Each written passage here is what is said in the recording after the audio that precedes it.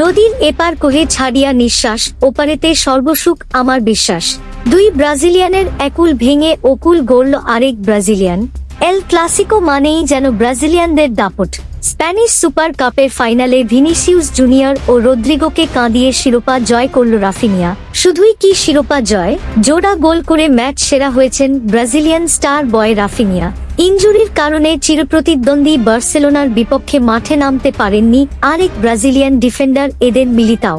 5 গোলের মহারণে 3টি গোলই করেছেন রাফিনিয়া ও ভিনিসিউস জুনিয়র। ক্লাব ও দেশের হয়ে টানা 19 ম্যাচ পর গোল করে ফিরলেন ভিনিসিউস জুনিয়র।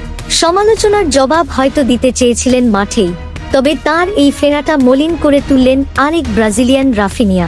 শুরুটা করেছিলেন রাফিনিয়া।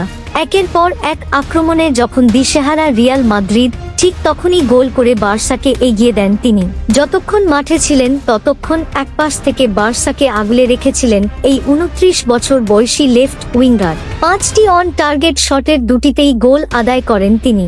9.3 রেটিং নিয়ে ম্যাচের সবচেয়ে মূল্যবান খেলোয়াড় নির্বাচিত হন রাফিনিয়া। 2 ম্যাচে 4 গোল ও 1 অ্যাসিস্ট, রীতিমতো বার্সেলোনাকে একাই জিতিয়েছেন তিনি। ক্লাবের হয়ে ব্রাজিলিয়ানদের দাপট থাকলেও ব্রাজিল জাতীয় দলের হয়ে যেন নিজেদের হারিয়ে খুঁজছেন ফুটবলাররা। সাম্প্রতিক সময়ে ব্রাজিল হেড কোচের দায়িত্ব পালন করছেন সাবেক Real Madrid coach Carlo Ancelotti. 2026 বিশ্বকাপের আগে আনচেলত্তির স্পষ্ট জবাব, পারফর্ম করেই জায়গা করে নিতে হবে ব্রাজিল জাতীয় দলে। ভিনি, রাফিনিয়া, রদ্রিগো, এদের মিলিতাওরা হতে পারে 2026 বিশ্বকাপে ব্রাজিল জাতীয় দলের মূল শক্তি।